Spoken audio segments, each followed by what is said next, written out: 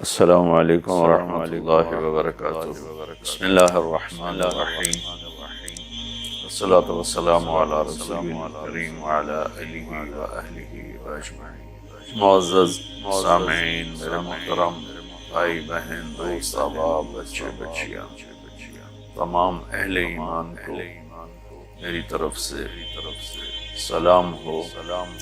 ہمارا نیا سال تو ہجری کے اعتبار سے ہوتا ہے تو محرم، ہر آنے والا سال ہماری زندگی کا بہت بڑا حصہ ہم سے چھین کے لے جاتا ہے اور ہم بے بس ہو کر اسے دیکھتے ہی رہ جاتے ہیں۔ دنیا کے ہر چیز پر ہم نے اپنے پہرے بٹھائے ہوئے ہیں، لیکن وقت اور زندگی جو سب سے قیمتی سرمایہ ہے، روزانہ ہم سے گردش دوران، سورج اور چاند کی گردش، دن اور رات کا ہیر اور پھیر، یہ ہماری زندگی ہم سے چراتا چلا جاتا ہے۔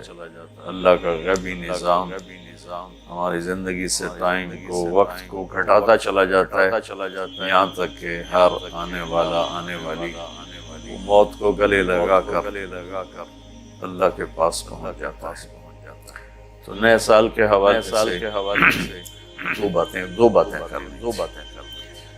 واقعہ کربلا کے حوالے سے تو میرے کلپ کافی چل رہے ہیں۔ ایک حدیث پہلے سناؤں گا، اس کے بعد دو حدیثیں۔ میرے نبی نے ارشاد فرمایا کہ علموا اولادکم القرآن ومحبتی ومحبت اہل بیتی او کما قال۔ میرے نبی نے فرمایا کہ اپنی اولاد کو تین چیزیں سکھاؤ۔ ایک قرآن سکھاؤ کہ قرآن زندگی گزارنے کا طریقہ بتاتا ہے۔ میڈیکل سائنس ہو یا انجینئرنگ سائنس ہو یا کائنات کا کوئی بھی علم ہو، وہ انسان بننا نہیں سکھاتا۔ اناٹومی پڑھ کے ڈاکٹر بن جائے گا، انسان بننے کے لیے قرآن پڑھنا پڑے گا، سیکھنا پڑے گا۔ تاجر، سیاستدان، زمیندار، بادشاہ، بیگم، ملکہ، رانی، فقیر، امیرن، سب اس چیز کے محتاج ہیں کہ زندگی کیسے گزار، اچھی زندگی جس پر اللہ بھی راضی ہو، ہم بھی سکون سے رہیں، وہ قرآن ہے۔ کہ قرآن ان ھذا القرآن یہدی للتی ہی اقوم، یہ دعویٰ صرف قرآن کا ہے۔ میرا اللہ فرماتا ہے کہ صرف قرآن ہی ہے جو تمہیں صحیح زندگی گزارنے کا طریقہ بتاتا ہے۔ ہمارے گھروں کی زندگی انتشار کا شکار ہے، شادی ہوتے ہی طلاقیں ہو رہی ہیں، طلاقوں کی ریشو بڑھ رہی ہے کہ والدین اپنے بچیوں پر صرف پڑھائی اور ہمارے پاکستان میں پڑھائی تو ہے نہیں، صرف کاروبار ہے۔ تو بچیوں کو پتہ ہی نہیں ہوتا جب شادی ہوتی ہے کہ زندگی کیسے گزارنی ہے۔ ایسے والدین کو بھی نہیں پتہ ہوتا کہ ہم نے اپنی اولاد کو کس بنیاد پہ کھڑا کیا۔ تو قرآن وہ زندگی بتاتا ہے جس پر چل کر ہر بڑا چھوٹا، بڑی چھوٹی خوشگوار زندگی گزار سکتے ہیں۔ تو آپ نے فرمایا کہ اپنی اولاد کو قرآن سکھاؤ۔ دوسرا فرمایا اور میری محبت سکھاؤ، کہ آپ نے فرمایا لن یؤمن احدکم حتی اکون احب الیہ من الناس وولدہ ووالدہ اجمعین۔ آپ نے فرمایا کہ اگر تم چاہتے ہو کہ تمہارا ایمان مکمل ہو تو میری محبت اپنی ذات سے، اپنے والدین سے، اپنی اولاد سے اور پوری دنیا کے انسانوں سے مجھے سب سے زیادہ پیار دو گے تو تمہارا ایمان مکمل ہوگا۔ تو اللہ کے نبی کی محبت کے بغیر ایمان کامل ہو نہیں سکتا۔ اب محبت کا کیا معیار ہے؟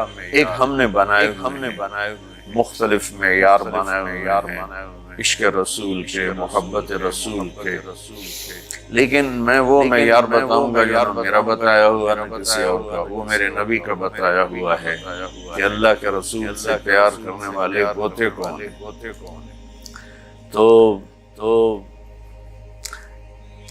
آپ وضو فرما رہے تھے، صحابہ آپ کے وضو کا پانی نیچے سے بک بھر بھر کے کوئی پی رہے، کوئی منہ تے لا رہے، کوئی ہتھاں تے، کوئی سینے تے۔ تو آپ نے پوچھا ما یحملکم علی ھذا، بھئی یہ کیا کر رہے ہو، کیوں کر رہے ہو؟ حبا للہ ولرسولہ۔ تو صحابہ نے عرض کیا یا رسول اللہ آپ اور آپ کے رب کی محبت میں کر رہے ہیں۔ سبحان اللہ۔ تو ہم نے فرمایا کہ میں تمہیں بتاتا ہوں کہ مجھ سے محبت کرنے والا اور اللہ سے محبت کرنے والا کون ہے۔ بس ایڈا سستا سودا نہیں ہے کہ صرف میرے وضو دا پانی تسی پی لو تے تسی میرے عاشق بن جاؤ، کہ وہ میں تمہیں بتاتا ہوں کہ اللہ اس کے رسول سے محبت کا پیمانہ کیا ہے۔ وہ پیمانہ ہے کہ اگر تم اس پر پورے اتر گئے تو دو طرفہ کام ہوگا، تم اللہ رسول سے پیار کرو گے، اللہ رسول تم سے پیار کریں۔ تو ہم نے فرمایا فَلْيَصْدُقِ الْحَدِيثَ إِذَا حَدَّثَ، جو مجھ سے اور میرے رب سے پیار کرتا ہے اس کی پہلی نشانی ہے کہ وہ ہمیشہ سچ بولتا ہے، کبھی جھوٹ نہیں بولتا۔ اس پیمانے پہ پاکستان کے 22 کروڑ انسانوں کو تولو تو چند ہزار ہی نکلیں گے، ورنہ میرے ملک پہ جھوٹ کی لعنت چھائی۔ فَلْيُؤَدِّ الْأَمَانَةَ إِذَا تُؤْمِنَ، جو مجھ سے اور میرے اللہ سے پیار کرتا ہے وہ کبھی کسی کو دھوکہ نہیں دیتا، ہمیشہ دیانتداری سے کام کرتا ہے، دیانتداری سے ہر ڈیل کرتا ہے۔ اس پر تولیں تو پورے پاکستان کے بازار، تجارت، سیاست، زمیندارہ، لین دین دھوکہ ہی دھوکہ ہے، فراڈ ہی فراڈ۔ اس میں بھی چند سو ہی نکلیں گے جن کو اللہ رسول کے محبت کی گارنٹی ملی۔ تیسرا فرمایا فَلْيُحْسِنْ جِوَارَ مَنْ جَاوَرَ، جو اللہ اس کے رسول سے پیار کرتا ہے وہ ہمیشہ پڑوسیوں کے ساتھ اچھا سلوک کرتا ہے، چاہے وہ مسلم ہوں نان مسلم ہوں، چاہے وہ اپنے ہوں غیر ہوں، اچھے لگتے ہوں برے لگتے ہوں، وہ ہمیں برا سمجھتے ہیں، لیکن اللہ اس کے رسول سے پیار کرنے والے کی تیسری نشانی یہ ہے کہ وہ اپنے پڑوسیوں کے ساتھ اچھا سلوک کرتا ہے۔ یک طرفہ ہوتا کر دینی، ایسی کیوں کرنی، نہ سانو کدی سلام نہیں کیتا اسی کیوں سلام کرنی، سانو کدی پوچھن نہیں آئے اسی کیوں پوچھن جاویے۔ یہ عشق رسول کے دعوے دار تو ہو سکتے ہیں، اللہ کی بارگاہ میں ان کی کوئی گارنٹی نہیں، یہ خارج ہے۔ اور یہ بھی ہمارا سارا معاشرہ میں دیکھتا ہوں تو انتقامی معاشرہ ہے۔ ہمارے علاقے کی قدمہ دے قدم، کیا مطلب کہ جو ہمیں پوچھنے آئے گا ہم بھی پوچھنے جائیں گے، جو ہمیں سلام کرے گا ہم بھی سلام کریں گے، جو نہیں کرے گا تو ایسا کیوں کریے۔ یہ میرے ملک کے اخلاق ہے۔ میرے نبی فرما رہے ہیں کہ مجھ سے محبت کی تیسری نشانی یہ ہے کہ وہ یک طرفہ ہو کر پڑوسیوں کے ساتھ اچھا سلوک کرتا ہے۔ تو اس حوالے سے نیا سال شروع ہو رہا ہے، ہم قرآن سیکھیں، اللہ کے نبی کی محبت سیکھیں۔ تیسری چیز فرمائی وَمَحَبَّةَ أَهْلِ بَيْتِ، اور اپنی اولاد کو میرے اہل بیت کی محبت سکھاؤ۔ سبحان اللہ، اس کے بغیر نہ ایمان مکمل ہے، نہ زندگی مکمل ہے، نہ راستہ طے ہوگا۔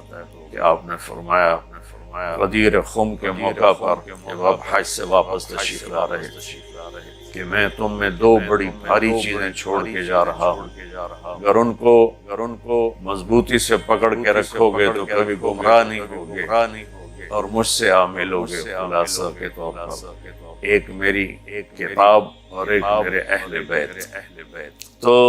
تو ہم نے قرآن کے ساتھ بھی ناانصافی کی ہے اور اہل بیت کے ساتھ بھی ناانصافی کی ہے۔ درد سے کہہ رہا ہوں یہ بات، میں فرقہ واریت سے بالا تر ہو کر یہ بات کر رہا ہوں کہ ہمیں اگر ان کے گھرانے سے پیار نہیں ہے تو وہ کیا ایمان ہے اور کیسا ایمان ہے۔ تو اللہ اس کے رسول نے جو محبت کی نشانی بتائی ہے وہ بھی میں نے بتا دی، اور جو اللہ کے نبی فرما رہے ہیں کہ 3 کام اپنی اولاد کو سکھاؤ: قرآن، میری محبت، میرے اہل بیت کی محبت۔ تو آؤ بھائی، ہم اپنے ملک کے لیے بھی اچھے پاکستانی بنے، سچ بول کے، دیانتداری، محبت، ایثار، وفا، صحیح تولنا، صحیح بولنا، اور ماں باپ کی خدمت، بیوی کے ساتھ اچھا سلوک، اولاد کے ساتھ محبت، یہ سارے وہ چیپٹر ہیں جو اس وقت بالکل ادھورے پڑے ہوئے۔ صرف نماز پڑھ لینا اور حج عمرے پہ زور لگا دینا بہت اچھی بات ہے، میں کسی نیکی کی قدر نہیں گھٹانا چاہتا، لیکن اور بھی دکھ ہیں زمانے میں محبت کے سوا، راحتیں اور بھی ہیں وصل کی راحت کے سوا۔ اسلام تو ایک زندگی ہے، یہ تو چند مختصر عبادات پوری زندگی پر تو نہیں۔ اس لیے میری فریاد سن اللہ کے واسطے، علماء سے بھی کہتا ہوں، خطیبوں سے بھی اپنا مسلک پیش نہ کرو، اسلام پیش کرو۔ اسلام ایسی خوبصورت زندگی ہے کہ اس کا خریدار آپ کو ہر انسان بنے گا۔ آپ سن لیں گے تو آپ کا احسان ہوگا، آپ کر لیں گے تو آپ کی دنیا بھی بنے گی، آخرت بھی بنے گی، ورنہ فقیرانہ آئے صدا کر چلے، میاں خوش رہو ہم دعا کر چلے۔ وہ جو گیت تم نے سنا نہیں، میری عمر بھر کا ریاض تھا، میرے درد کی تھی وہ داستان جسے تم ہنسی میں اڑا گئے۔ السلام علیکم ورحمۃ اللہ وبرکاتہ۔